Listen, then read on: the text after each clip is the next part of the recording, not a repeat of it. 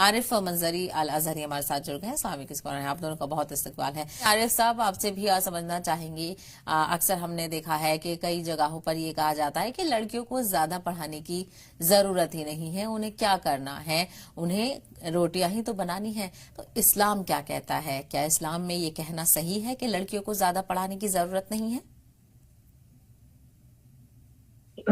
سب سے پہلے تو آج اس پلیٹ فارم کا شکریہ ادا کرنا چاہیں گے کہ ایک بہت ہی حساس موضوع پر آج گفتگو رکھی ہے، اور انشاءاللہ تعالی امید کرتے ہیں کہ آج کے اس موضوع سے قوم میں ایک بہت بڑا پیغام جائے گا۔ جب ہم قرآن پاک اور احادیث نبویہ کو اور خیر القرون کو جب ہم مطالعہ کرتے ہیں، پڑھتے ہیں، تو ہمیں ملتا ہے کہ اسلام نے جس طرح مرد کو علم حاصل کرنے کا حکم دیا ہے، اسی طرح عورت کے لیے بھی تعلیم کو فرض قرار دیا ہے۔ نبی کریم صلی اللہ علیہ وسلم کا واضح فرمان ہے، جیسا کہ ابھی مفتی صاحب نے بتایا، طلب العلم فریضۃ علی کل مسلم و مسلمہ۔ قرآن مجید میں اللہ تعالیٰ نے حضرت مریم علیہ السلام کی تربیت کا خصوصی ذکر فرمایا اور ارشاد فرمایا وَأَنبَتَهَا نَبَاتًا حَسَنًا، یعنی اللہ نے ان کی نشو و نما ایک خوبصورت انداز میں فرمائی۔ اس سے واضح ہوتا ہے کہ لڑکی کی دینی، اخلاقی اور فکری تربیت اللہ تعالیٰ کی خاص سنت ہے۔ حضرت فاطمہ الزہرا رضی اللہ تعالیٰ عنہ، حضرت عائشہ صدیقہ رضی اللہ تعالیٰ عنہ اور دیگر جلیل القدر خواتین کی سیرتیں ہمیں سکھاتی ہیں کہ علم، تقوی اور فہم دین لڑکیوں کی شان ہے، نہ کہ صرف گھر کی چہار دیواری میں محدود رہنا۔ خیر القرون کی فضا میں اگر ہم دیکھیں تو خیر القرون کی فضا میں عورتوں کا علمی مقام بہت نمایاں تھا۔ حضرت عائشہ کا شمار ان جلیل القدر فقہا اور محدثین میں ہوتا ہے جن سے بڑے بڑے صحابہ اکرام جو ہے علم حاصل کرتے نظر آتے ہیں، اور آپ کے متعلق ائمہ اکرام فرماتے ہیں لو جمع علم نساء هذه الامه لکان علم عائشہ افضلہن، یعنی اگر ساری امت کی عورتوں کا علم جمع کیا جائے تو عائشہ کا علم سب سے بلند ہوتا۔ یہ تاریخی حقیقت ہے کہ اسلامی معاشرے میں عورت نہ صرف علم حاصل کرتی رہی ہے بلکہ تعلیم و تربیت کا ذریعہ بھی بنی۔ چنانچہ لڑکیوں کی تعلیم کو نظر انداز کرنا گویا امت کی آدھی صلاحیت کو ضائع کر دینا ہے۔ آج جیسا کہ مفتی صاحب نے ابھی بتایا کہ جو ہے نا علم کے ساتھ ساتھ عفت، حیا، تقوی، ان سب چیز کی ضرورت ہے، تو ضرورت اس بات کی بھی ہے کہ لڑکیوں کی تعلیم کو صرف دنیاوی ڈگریوں تک محدود نہ رکھیں بلکہ ان کی فکری، روحانی، اخلاقی اور دینی تربیت کو اولین ترجیح بنائیں۔ ماں، بہن، بیٹی اور بیوی، ہر رشتے میں عورت ایک معلمہ کی صورت میں معاشرے پر اثر انداز ہوتی ہے۔ اگر بیٹی کے ہاتھ میں قرآن ہو، آنکھ میں حیا ہو، دل میں تقویٰ ہو اور زبان پر سچائی ہو تو وہ آنے والے کل کی جو نسلیں ہیں ان کو اس انداز میں تیار کرے گی جو نہ صرف باعمل مسلمان ہوں گے بلکہ ایک مہذب امت کا عکس ہوں گے۔ یہ شعور بیدار کرنے کی ضرورت ہے، اور یہ شعور سبھی کے اندر بیدار ہونے کی ضرورت ہے، وہ خواہ والدین ہوں، اساتذہ ہوں اور پالیسی ساز کار ہوں۔ جب تک ان سب میں یہ شعور بیدار نہیں ہوگا تب تک حقیقی اصلاح معاشرہ ممکن نہیں ہوگا۔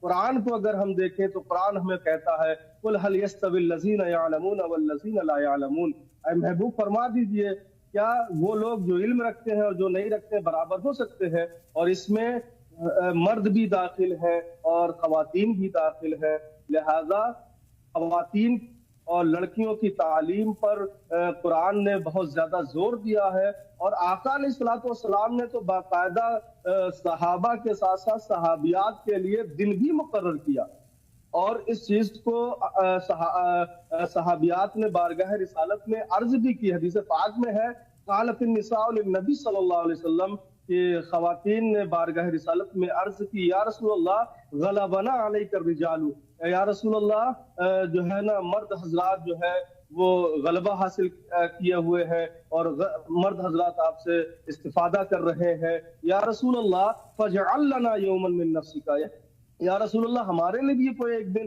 آپ اپنی طرف سے متعین فرما دے۔ رسول کائنات صلی اللہ تعالی علیہ وسلم نے خواتین کی تعلیم و تربیت پر خاص توجہ دی، ان کے لیے خاص वक्त और दिन मुकर्रर बिल्कुल, और इस किया। बात का लिहाजा जिक्र इस्लाम हर प्लेटफॉर्म पर किया जाता है कि इस्लाम नहीं रोकता। लेकिन आरिफ साहब, आपसे चाहेंगे कि रहनुमाई फरमा दें। एक तरफ बेटे कह रहे हैं कि वो कुछ सुनते नहीं है, कहना नहीं मानते, दूसरी तरफ वालिद परेशान है अपने बेटे के रवैये की वजह से। ऐसे में क्या करना चाहिए? बड़े अफसोस की बात है और ये सुनकर बड़ा ही दिल विदा हो गया। कुरान पाक में अल्लाह ताला फरमाता है, फला तकुल लहुमा उफ्फिन वला तनहरहुमा। अल्लाह, ये जो लफ्ज उफ हम करते हैं तो वालिदैन के आगे अल्लाह ने इसकी भी गुंजाइश नहीं रखी है कि वालिदैन का हक आप अदा नहीं कर सकते हैं, वालिदैन की अजमतों को आप समझ नहीं सकते हैं कि अल्लाह ने वालिदैन के आगे उफ करने से मना किया। और वला तनहरहुमा, और झड़कना तो बिल्कुल नहीं है, और छह जायके की वालिदैन को गाली दी जाए, उनको डांटा जाए, उनको मारा जाए, ये बहुत अफसोस की बात है।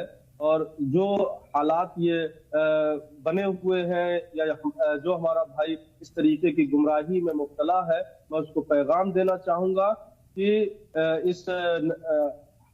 इस अपने रवैये से बाज आए, तौबा करें और माँ बाप से आप माफी मांगे। अल्लाह के रसूल सल्लल्लाहु अलैहि वसल्लम ने खुले तौर पर इरशाद फरमाया है, हुमा जन्नत का व नारू का, कि ये वालिदैन तुम्हारी जन्नत भी है और ये वालिदैन तुम्हारी दोज़ख भी है। इनको अगर राजी कर लिया तो तुमसे तुम्हारा रब राजी हो जाएगा, और अगर ये नाराज है तो किसी भी सूरत में रब राजी नहीं हो सकता है। वालिदैन की नाराजी दुनिया और आखिरत दोनों की तबाही का सबब है। वालिदैन का बहुत बड़ा मकाम है। वालिदैन किस कदर कुर्बानियां देते हैं, किस कदर अपने एक एक पल, एक एक लम्हे को, और खास तौर से वालिदा 9 महीने अपने रहम में, अपने शिकम में रखकर तरह तरह की तकलीफों को बर्दाश्त करती है। वो तकलीफें इस अंदाज की, इस कदर की, कुरान में खुद उन तकलीफों को बयान फरमाया है। और एक बाप अपनी तमाम तर ख्वाहिशात को तर्क करके बच्चे की परवरिश करता है, इस उम्मीद के साथ कि एक दिन हमारा बेटा हमारा दस्तो बाजू बनेगा। और अफसोस का मकाम है कि जब बेटा इस लायक हो रहा है, वो बेटा दस्तबाजू बनने की बजाय माँ बाप के लिए परेशानी और उनके आंसुओं का सबब बन रहा है। बहुत ही अफसोस की बात है। जमीन और आसमान कांप उठते हैं जब कोई एक बेटा अपने माँ बाप के साथ बदतमीजी करता है। बिल्कुल यकीनी